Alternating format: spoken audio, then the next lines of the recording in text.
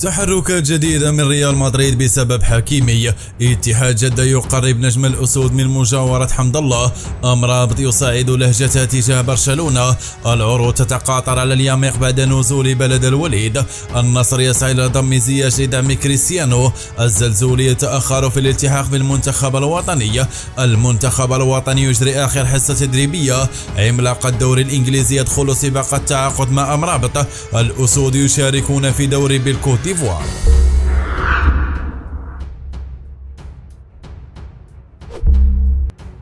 بات مستقبل أشرف حكيمي مع ناديه باريس سان جيرمان الفرنسية غامضا خلال مرحلة الانتقالات الصيفية المقبلة. وكشفت تقارير صحفية إسبانية أن إدارة فريق ريال مدريد الإسبانية استقرت على تعزيز صفوفه بالنجم المغربي خلال الميركاتو الصيفي. وأوضحت المصادر نفسها أن ريال مدريد يرغب في ضم لاعب جديد في مركز الظهير الأيمن، حيث منح فلورنتينو بيريز رئيس ريال مدريد الضوء الأخضر من أجل التحرك للتعاقد مع حكيمي. تجدر الإشارة إلى أن تقارير صحفية فرنسية قد كشفت في وقت سابق عن رغبة حكيمي في العودة إلى ناديه الأم الفريق الملكي مستقبلا.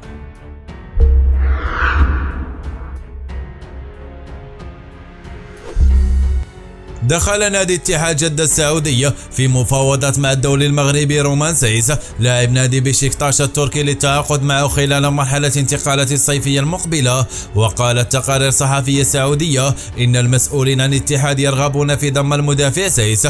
وأشارت إلى أن فريق اتحاد جدة الذي جاوره المهاجم المغربي عبد الرزاق حمد الله يسعى إلى ضم مواطنه سيس لتعويض غياب الدولي المصري أحمد حجازي مدافع الفريق بعد تعرضه للإصابة قطع في الرباط الصليبي. وشددت المصادر على أن مدافع المنتخب المغربي دخل حسابات نادي اتحاد جدة لتعويض غياب أحمد حجازي. وقالت إن إدارة فريق اتحاد جدة بدأت في إجراء محادثات مع مدافع الفريق التركي للتعاقد معه في الموسم المقبل.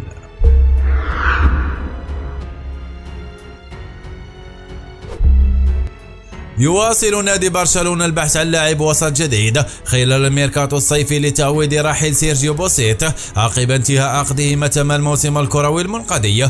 وحسب صحيفة موندو ديبورتيفو المقربة من أسوار البارسا فإن سفيان مرابط لاعب فورنتينا ونجم الأسود من الأسماء المرشحة للانضمام إلى برشلونة، لكن الفريق الكتالوني لم يتخذ خطوة جادة لحسم صفقة حتى الآن. وأشارت الصحيفة إلى أن برشلونة لم يتخذ قراره النهائي في صفقة أمرابط، خاصة أن البارسا يفضل عليه كل من جوشوا كيميتش لاعب بايرن ميونخ ومارتين زوبين لاعب ريال سوسيداد. وقالت مصادر قريبة من أمرابط في تصريحات لموندو ديبورتيفو لا أخبار من برشلونة ولم نحصل على أي شيء حتى الآن. هناك أندية أخرى تتمتع بموقع أفضل لحسم الصفقة.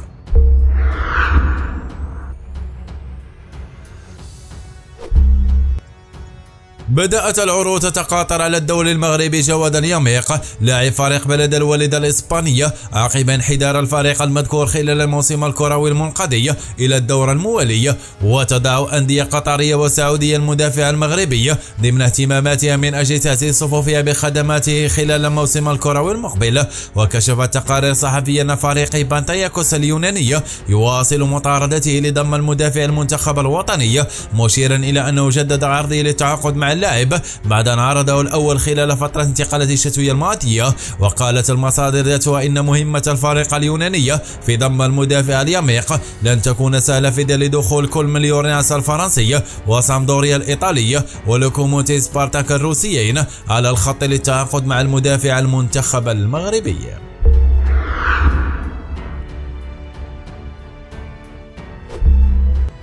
يضع نادي النصر السعودية الدولي المغربي حكيم زياش لاعب نادي تشيلسي الإنجليزي ضمن اهتماماته للتعاقد معه خلال مرحلة انتقالات الصيفية المقبلة. وكشفت تقارير صحفية أن اسم الدولي المغربي آخر اسم ارتبط بالفريق النصري لتعزيز صفوفه بخدماته في الميركاتو المقبل. وأكد موقع أن إدارة فريق النصر تسعى إلى التعاقد مع اللاعب زياش من أجل دعم الدولي البرتغالي كريستيانو رونالدو لإحراز الأهداف. وقال إن النادي النصر السعودي السعودية سطر برنامجا خاصا تحضيرا للموسم المقبل للعب الأدوار الطلائعية، إذ يعمل على دعم صفوفه بلاعبين مميزين. ويذكر أن فريق تشيلسي وضع اللاعب زياش في قائمة اللاعبين المرشحين للمغادرة النادي في فترة الانتقالات الصيفية الحالية في حال تلقي عرض مالي مهم لشراء عقده.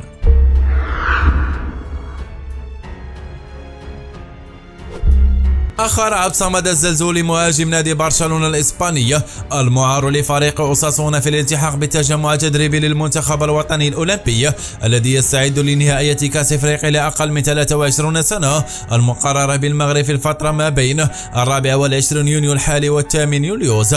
وكشف مصدر مسؤول أن الناخب الوطني عصام الشرعي رخص لعبد الصمد الزلزولي بالاستفادة من عطلة استثنائية قبل التحاقه بالتجمع الإعدادي للمنتخب بسبب كثرة المباريات التي شارك فيها سواء مع أوساسونا الذي لعب له في الموسم المنقضي بنظام الإعارة من برشلونة أو مع المنتخب الوطني.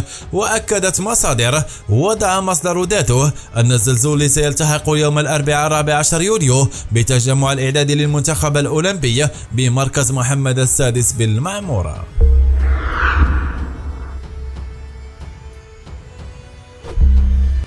أجرى المنتخب الوطني صباح أمس الأربعاء آخر حصة تدريبية قبل التوجه إلى جوهانسبورغ تحسبا للمباراة التي ستجمع يوم السبت المقبل بمنتخب جنوب إفريقيا. وعرفت الحصة التدريبية التي أقيمت بمركب محمد السادس مشاركة كل من وليد شدير مهاجم فريق باري الإيطالي ورشيد غانمي حارس مرمى فريق سريع واتزم. جدير بالذكر أن بعثة المنتخب الوطني ستتوجه زوال اليوم إلى جنوب إفريقيا في رحلة جوية مباشرة.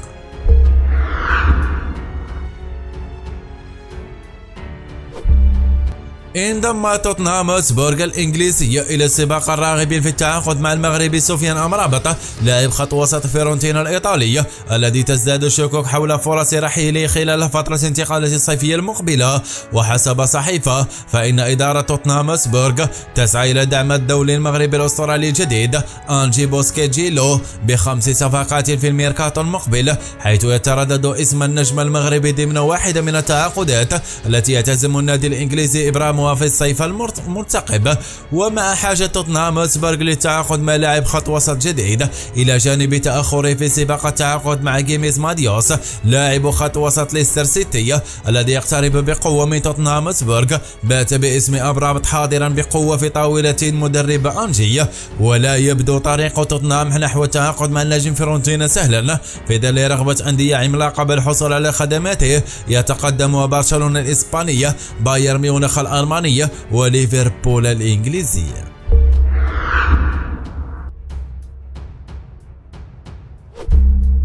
يشارك المنتخب الوطني في دوري دولية بالكوت ديفوار في أكتوبر المقبل استعدادا لكأس إفريقيا للأمم المقررة في يناير وفبراير المقبلين. وكشفت مصادر جامعية أن الناخب الوطني وليد الركراكي وافق على المشاركة في الدوري الدولية بالكوت ديفوار لفسح المجال أمام اللاعبين للاستئناس بالأجواء التي في بلد مذكور قبل انطلاق كأس إفريقيا التي ستستضيفها في يناير وفبراير المقبلين. وأوضح المصدر ذاته أن تمت دعوة العديد من المنتخبات الإفريقية للمشاركة في الدوري ذاته على غرار بوركينا فاسو والكونغو الديمقراطية والسنغال ومالي، وفي انتظار الحسم النهائي في هوية المنتخبات الأربعة التي ستشارك في الدوري. ويرغب الناخب الوطني في خوض مباريات ودية ضد المنتخبات الإفريقية للاستعداد لكأس إفريقيا بالكوت ديفوار. وواجه المنتخب الوطني منتخب الراس الأخضر وديا في ملعب الأمير مولاي عبد الله في الرباط، وسيسافر لمواجهة منتخب جنوب إفريقيا برسم تصفية كأس إفريقيا.